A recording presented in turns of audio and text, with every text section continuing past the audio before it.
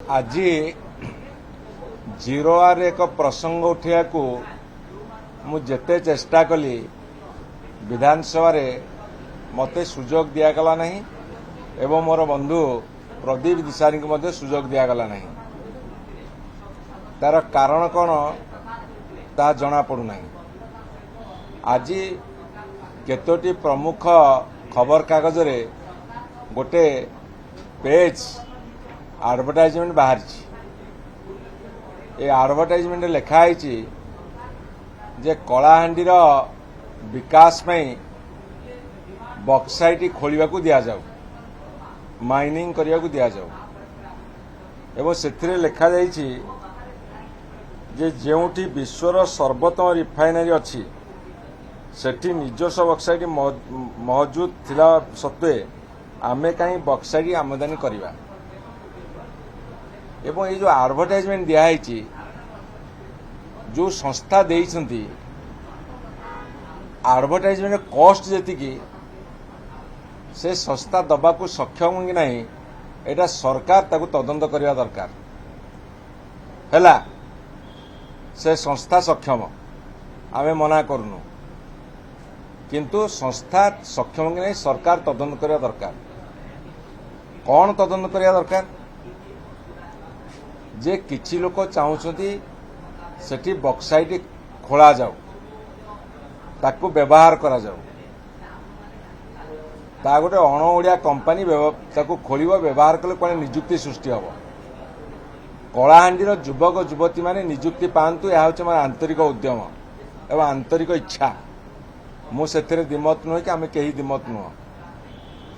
जे कोनसी सरकार आसंतु बा ए सरकार हो, वर्तमान भारतीय जनता पार्टी सरकार समस्त युवक युवती को अन्न संस्थान जोगई देवा तांकर परम कर्तव्य। आमे मध्य से डिमांड करूचु किंतु एठी जो बक्साइट खोलिबा कथा कहा जाइछि ए संस्था पछरे कहार हाथ अछि। खनि विभाग आलोचना दिन आमर लांजीगढ़ मान्यवर विधायक प्रदीप दिशारी ए कथा को स्पष्ट भाव में उठेले और तीव्र विरोध कले किंतु खनि विभाग आलोचना दिन मान्यवर मंत्री से कथार उत्तर देले नहीं। उत्तर न देवा पछर कारण कौन? तेणु आज गणमाध्यम माध्यम आम प्रश्न करने को चाहूँ या पछर रहस्य सरकार उन्मोचन करंतु एवं सेठी ऑलरेडी माइनिंग आरंभ हो गलानी अनऑफिशियली कि ऑफिशियली से कथा मध्य सरकार स्पष्ट करंतु। कहीं ना ओडिशावासी जानिबार अधिकार अच्छी।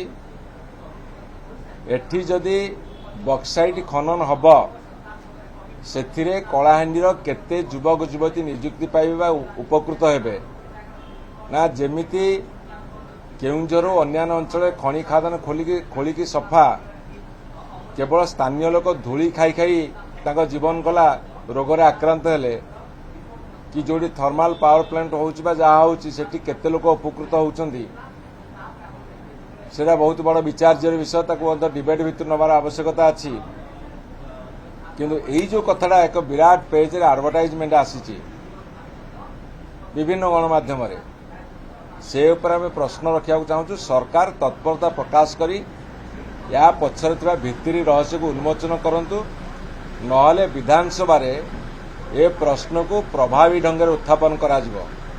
मु आउ थरे स्पष्ट करदा को चाहूँ कलाहांडीर विकास रे जदि ता नियोजित बा कलाहांडीर विकास रे जदि ता प्रयोज्य आमे ताकू दृढ़ भाव में समर्थन करिवो। जदि जनसाधारण को आमे रोजगार दबा कही एवं से लुट हम आमे ता विपक्ष छिड़ा हबू।